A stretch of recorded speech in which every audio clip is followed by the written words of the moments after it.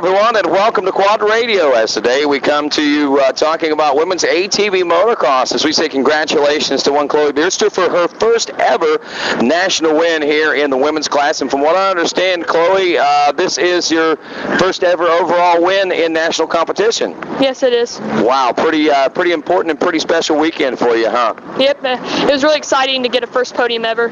I imagine it most certainly is. And the one thing that people don't realize is that maybe you have been working your way through the ranks, through the youth ranks for the last few years. Talk about that. Tell us a little bit about it. I'll tell you, let's do this right here. I'll explain to you. This girl right here worked her way up through the youth ranks, came into the women's class this year, and has been a phenomenon and taken a couple moto wins here and there and been a threat. There's no doubt about it, but finally takes her first win at Redbud this weekend.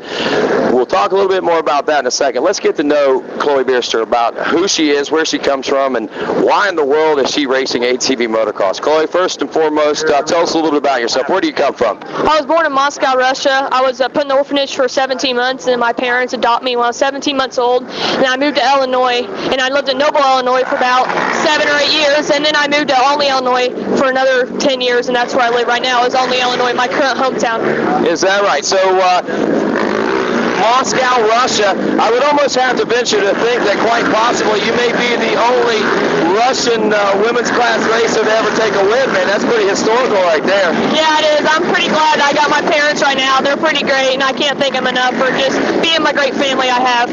For sure. Now, coming from an adopted family, obviously you're a very loved child. I mean, that's one thing that people can say about that is you were chosen out of a lot of different people, so that's got to make you feel pretty special. You are a special person, and they know and they realize that. But tell me, how in the world do you take such a special, pretty young girl like yourself and throw her on a four-wheeler? How did you guys ever get involved in quad racing? Well, my brother, he's 22 right now. He used to race dirt bikes, and I used to race dirt bikes. I wanted to race four-wheelers, so I used to race dirt bikes and four-wheelers, and then I just finally realized I was better at four-wheelers, so that's how I got into four-wheeler racing. And then I went to my first national was in Mount Morris, Pennsylvania, about 5 years ago, I think, and then I just kept on going to every one, been trying to. Is that right? Now, what classes have you run through the years? I ran 90 mod and super mini, and then now I'm in women's.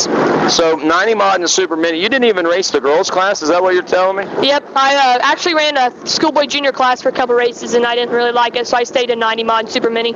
Is that right? So didn't feel that you had the competition in the girls class, or you just liked racing with the boys more? Well, I like racing boys. You know, they're a lot more aggressive, and this women's class is really aggressive too, and I like racing boys and girls. I know a big step up from a super mini or a 90 mod into a 450cc and straight into the women's class. Tell me a little bit about that transition. Oh yeah, it's a really big transition. You know, I mean, last year coming off a 90 and 150, the bikes are so much lighter, and this year it takes a lot more energy out of you. But I've been trying to work hard and train and get in condition for this women's class.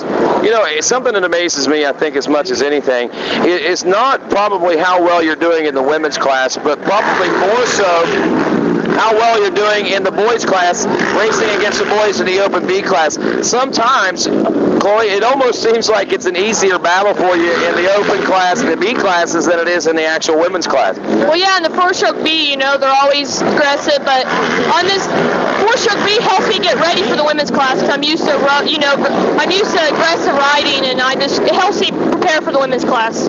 So basically, once you get into the women's class, the gate drops on in. You know that they're not going to throw anything more at you than anybody else has already. Yeah, the women's class, nobody's going to give me nothing, and I had to put my head down and charge and work as hard as I can. Now, let me ask you this. How do the boys feel about it whenever you go out there and you're beating them like that?